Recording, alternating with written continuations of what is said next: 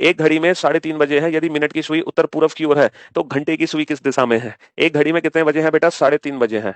एक घड़ी में 3:30 बजे है, और 3:30 सबकी घड़ी में मेरे ख्याल से ऐसे बजते हैं कि जो बड़ी सुई होगी बेटा वो तो ठीक 6 पर होगी, लेकिन जो छोटी सुई होगी ना, छोटी सुई, वो 3 और 4 के ठीक बीच में होगी, वो 3 और 4 के ठीक बीच में होगी 3:30 बजे। ठीक है, हाँ जी। तो हमें क्या बोला गया कि बड़ी सुई तो है ठीक 6 पे, और छोटी सुई 3 और 4 के ठीक बीच में है। ये है छोटी सुई, ये 3:30 बजे है।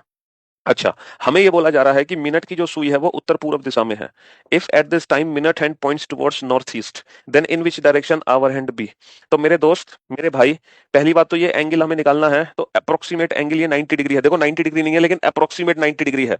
हालांकि 90 डिग्री तब होता है जब छोटी सुई एग्जैक्ट 3 पर होती, लेकिन 3 से थोड़ा सा आगे है, आधे घंटे आगे है छोटी सुई। और आधे घंटे में जो घंटे की सुई है वो कितना डिग्री चलेगी?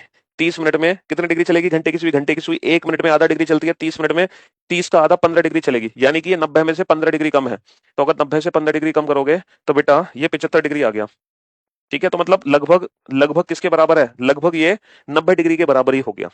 तो कहने का मतलब है, अगर ये वाली डायरेक्शन नॉर्थ ईस्ट है तो फिर ये वाली डायरेक्शन क्या है? तो बेटा नॉर्थ ईस्ट से एंटी क्लॉकवाइज घूम जाओ 75 डिग्री। नॉर्थ ईस्ट का 75 डिग्री एंटी क्लॉकवाइज क्या होगा?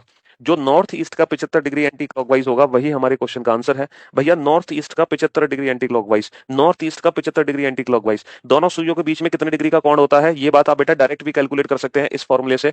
60h माइनस 11m/2, इससे भी निकालोगे तो भी आंसर आपका 75 डिग्री आएगा। देखो 60h, एच की वैल्यू कितनी है? 3, माइनस 11m, एम की वैल्यू कितनी है? 30/2।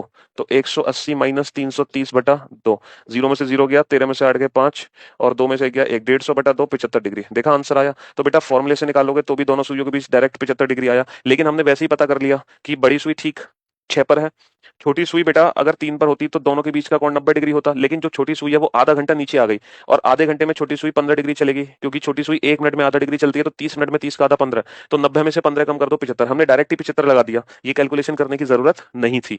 ठीक है, तो भैया नॉर्थ ईस्ट का 75 डिग्री एंटी क्लॉक घूमो। अब नॉर्थ ईस्ट का 75 डिग्री एंटी क्लॉक क्या होगा ये पता कैसे चलेगा? तो जो स्टैंडर्ड डायरेक्शन है वो आपको पता है, ये ईस्ट है, ये वेस्ट है, ये नॉर्थ है, और ये साउथ है।